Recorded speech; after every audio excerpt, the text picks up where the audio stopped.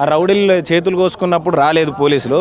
కానీ ఇది ఇప్పుడు నిరుద్యోగులు అంటే మా ఉద్యోగాలు మాకు కావాలన్నప్పుడు మాత్రం పోలీసు వాళ్ళు వచ్చి ఇట్లా మమ్మల్ని ఆటంకపరుస్తున్నారు.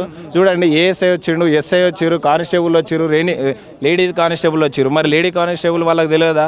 మరి ఇక్కడ లేడీస్ కూడా చదువుకుంటారు, పెద్దోళ్ళు చదువుకుంటారు, చిన్నోళ్ళు చదువుకుంటారు, వాళ్ళకి రక్షణ కల్పించాలని తెలియదా? ఒకసారి సీసీ కెమెరాలను చూడండి, ఒక 1 month బ్యాక్ సీసీ కెమెరాలను చూడండి. బయట కూర్చునే రౌడీలు చేతు కోసుకున్నారు. ఏది ఎక్కడ? సెంట్రల్ లైబ్రరీ మెయిన్ గేట్ ముందు. మెయిన్ గేట్ అంటే లోపలికి ఎంట్రన్స్ ముందు చేయి కోసుకున్నారు. అప్పుడప్పుడు వచ్చి బయట కూర్చుంటారు, ఛార్జర్లు ఎత్తుకపోతారు, ల్యాప్టాప్లు ఫోన్లు ఎత్తుకపోతారు.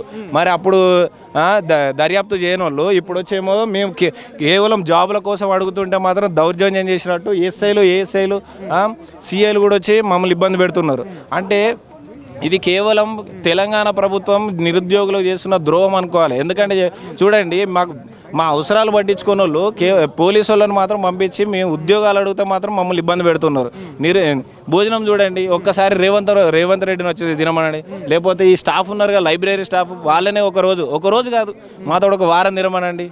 మేము అడిగినప్పుడు తినాలి, వాళ్ళు అడిగినప్పుడు తినుడు కాదు. వాళ్ళు అడిగినప్పుడు మేము వచ్చి తింటాం మీ టైంలో అంటే అప్పుడు కాదు. మేము వచ్చి అడిగినప్పుడు వాళ్ళని వచ్చి తినమనండి. ఎట్లున్నదో లైబ్రరీ భోజనం ఎట్లుంటుంది అంటే దారుణంగా ఉంటుంది. ఆ కర్రీ కూడా దరిద్రంగా ఉంటుంది.